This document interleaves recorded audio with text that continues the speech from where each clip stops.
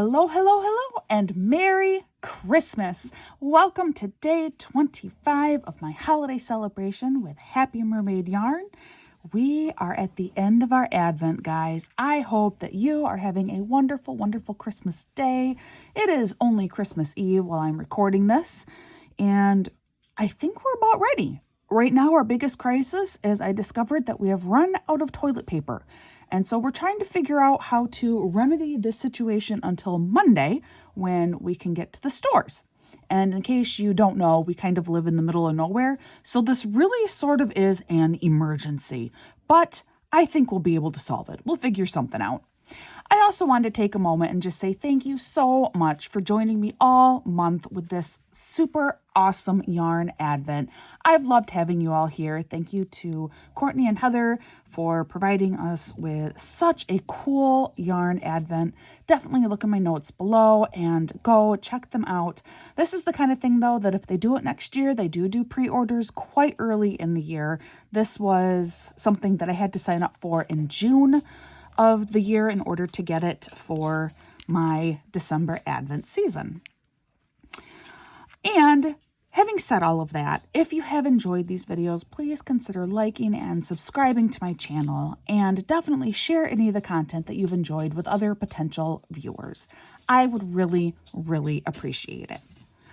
All right, so what have we learned this month? We've learned all kinds of things, but what really stuck out to me the most, what really stood out, was knowing and learning how important that 1823 poem, "'Twas the Night Before Christmas," is for our current understanding of secular Christmas and how we celebrate Christmas in the secular sense, specifically regarding Santa Claus and the whole myth and legend that surrounds him.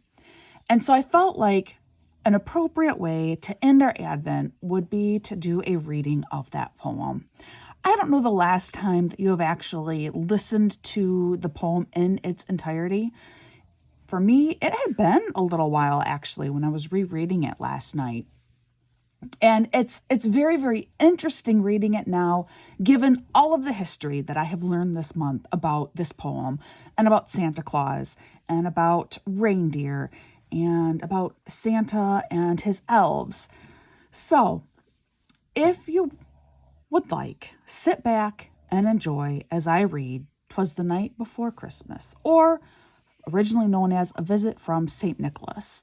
This is the latest published version from Clement C. Moore. So if you've been following along, you'll know that that means that there are some minor tweaks and changes to this poem, including the names of the last two reindeer. Here we go.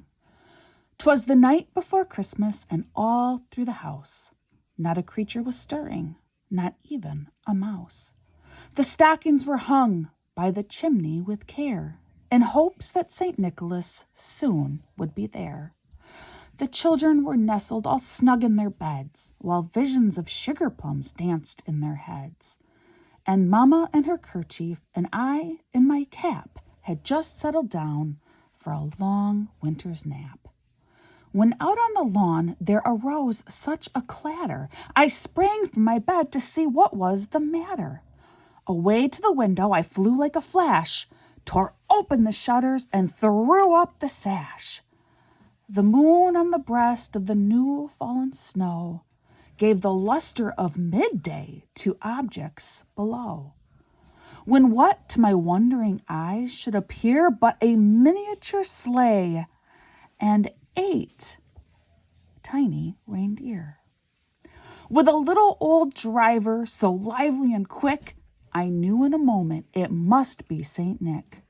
More rapid than eagles his coursers they came, and he whistled and shouted and called them by name. Now Dasher, now Dancer, now Prancer and Vixen, on Comet, on Cupid, on Donder and Blitzen.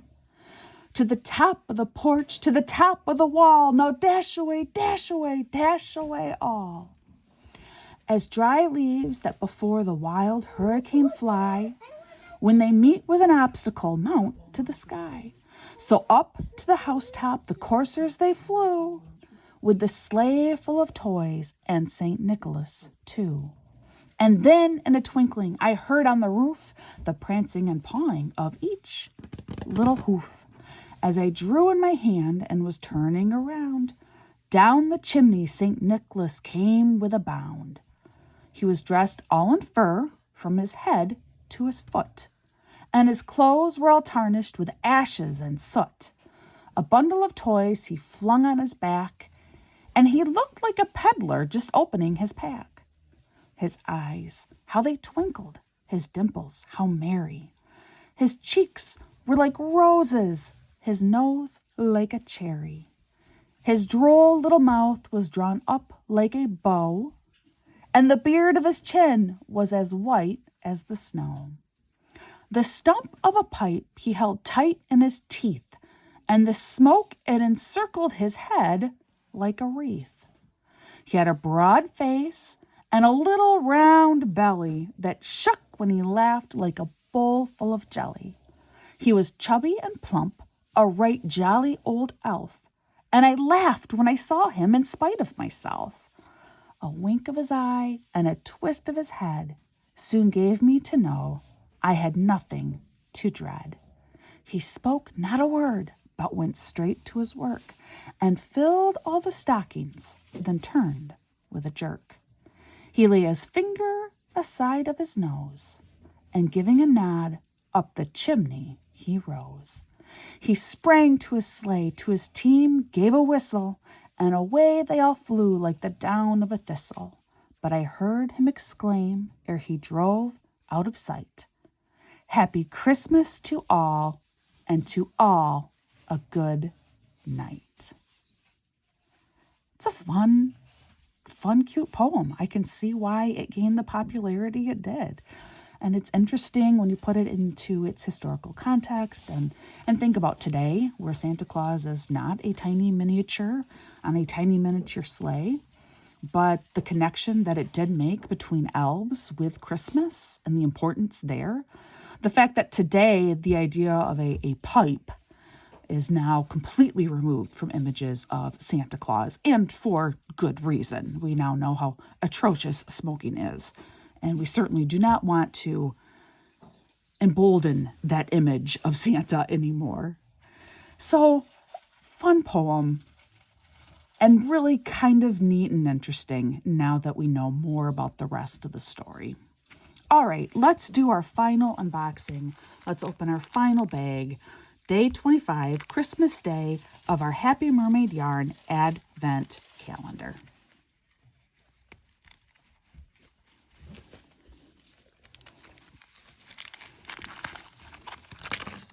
Inside we have, this is some delicate wash for washing hand knits. It is a grapefruit scent. This should be wonderful. We have my favorite mint. And then look at this absolutely delicious and perfect Christmas Day yarn. This is gorgeous. They named it Christmas List, and I got the sparkle version. You could get it without the stellina, without the sparkle in here, but I really wanted sparkles. It is a 75% merino, 20% nylon, 5% stellina, 87 yards, 20 grams, 2-ply fingering weight yarn. And this is beautiful. It's reds and pinks, all hues of reds and pinks with the silver stellina in there. It is gorgeous. It is fun. It is festive. Again, thank you so much to all of you for joining in all month. Thank you so much to Happy Mermaid Yarn for providing such a fun Advent. And like I always say, please practice kindness, especially right now. The holidays do bring up a lot of emotions for people, and not all of them are positive ones. Not all of the memories are happy ones. So be kind, because you never know what someone is going through. And I hope that you are having a wonderful, wonderful Christmas day. I hope that you've had a wonderful holiday season, and I hope the week ahead is filled with wonderful memory-making opportunities with your family and friends. Until the next time, I will see you again real soon.